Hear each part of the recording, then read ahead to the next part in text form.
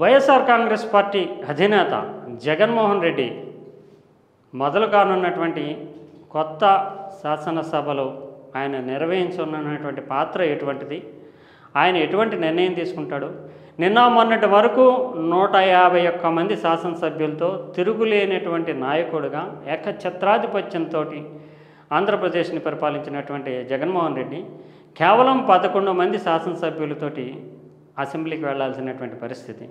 ఈయన అసెంబ్లీలో హాజరవుతూ చర్చల్లో పాల్గొంటారా, లేదంటే అసెంబ్లీని బహిష్కరించి తాను ప్రజల్లోకి వెళతానంటారా, లేదా అసెంబ్లీలోనే ప్రమాణం చేసిన తర్వాత చర్చలో పాల్గొనేందుకు ప్రయత్నం చేసి సంఖ్యాపరంగా తాను బలహీనంగా ఉండడం వల్ల ప్రభుత్వ పక్షము అధికార పక్షము దాడి చేస్తుంటే ఇష్యూస్ని లేవలెత్తేటటువంటి అవకాశం లేదు, ప్రజావేదికగా అసెంబ్లీ ఉపయోగపడటం లేదు, అందువల్ల 40% తనను మద్దతు ఇచ్చినటువంటి ప్రజల వద్దకే వెళ్తానంటూ అసెంబ్లీని బహిష్కరించి ప్రజల్లోకి వెళుతూ గతంలో చేసినటువంటి పాదయాత్రలు, నిజానికి పాదయాత్రలకి వైఎస్ రాజశేఖర రెడ్డి ఉమ్మడి ఆంధ్రప్రదేశ్లో శ్రీకారం చుడుతూ ప్రజాప్రస్థానం ద్వారా 2003లో అధికారంలోకి రావడానికి కీలకమైనటువంటి పాత్ర పోషించారు.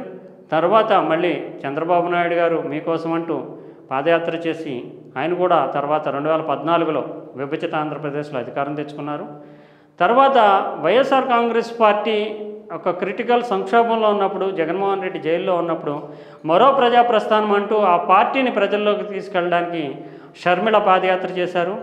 తర్వాత ప్రజా సంకల్పం అంటూ 2017 నుంచి 19 వరకు కూడా 2017 నవంబర్ నుంచి 2019 జనవరి వరకు సుదీర్ఘమైనటువంటి పాదయాత్ర ద్వారా తెలుగుదేశం ప్రభుత్వంపై ధ్వజమెత్తుతూ జగన్మోహన్ రెడ్డి 2019లో అధికారం తెచ్చుకోవడానికి ఒక కీలకమైనటువంటి సాధనగా ఈ పాదయాత్రను వినియోగించుకున్నారు. ఇప్పుడు ఉన్నటువంటి పరిస్థితుల్లో ఇమీడియట్గా జగన్మోహన్ రెడ్డి ప్రజల్లోకి వెళ్ళడానికి ప్రయత్నిస్తారా, లేదంటే అసెంబ్లీలోనే పాల్గొంటూ కొంత బ్రీతింగ్ పీరియడ్ ప్రభుత్వానికి ఇస్తూ ఒక 1 year 6 నెలల పాటు అసెంబ్లీకి వస్తూ అక్కడ నిజానికి అసెంబ్లీలో చాలా హేళనని ఎదుర్కోవాల్సినటువంటి పరిస్థితి ఉంటుంది. ఎందుకంటే 2019 నుంచి 24 వరకు అసెంబ్లీ జరిగినటువంటి తీరు, అధికార పక్షము ప్రతిపక్షమైనటువంటి చంద్రబాబు నాయుడు పార్టీని అవమానించినటువంటి తీరు, చంద్రబాబు నాయుడిని వ్యక్తిగతంగా దూషించినటువంటి వైఖరి, వీటన్నిటి ద్వారా వచ్చినటువంటి ఒక పరిస్థితుల వల్ల ఇప్పుడు ఉన్నటువంటి తెలుగుదేశం నాయకులు, అక్కడ శాసనసభ్యులుగా ఉన్నవాళ్ళు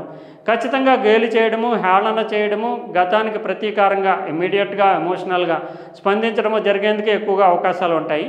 దీనిని జగన్మోహన్ రెడ్డి ఎంతవరకు ఎదుర్కోగలుగుతారు, మానసికంగా సంఖ్యాపరంగా ఎలాగో బలహీనంగా ఉన్నారు, మానసికంగా ఎంతవరకు ఎదుర్కొంటూ అసెంబ్లీ చర్చల్లో పాల్గొంటారు, లేదంటే ఎలాగో అసెంబ్లీలో మాట్లాడేందుకు అవకాశం లేదు కనుక ప్రజల్లోకి వెళదామంటూ ఒక పిలుపునిస్తూ తనకు అసెంబ్లీలో అవమానాలు జరుగుతున్నాయి, ప్రజల్లో ఇంకా 40% మంది ఓట్లు అంటే 42 వరకు కూడా వచ్చేటటువంటి అవకాశం ఉంది అనేటటువంటి అంచనాలతోటే ఉన్నారు. అందువల్ల 40% ఓట్లు ఉన్నటువంటి తన పార్టీని, ప్రజల్లో ఉన్నటువంటి తన పార్టీని అసెంబ్లీలో వాయిస్ వినిపించనివ్వట్లేదు అనేటటువంటి వాదనతోటి మళ్ళీ ప్రజల్లోకి వెళ్ళడానికి ప్రయత్నం చేస్తారా? ఇప్పుడు బ్రీతింగ్ పీరియడ్ సరిపోతుందా దానికి?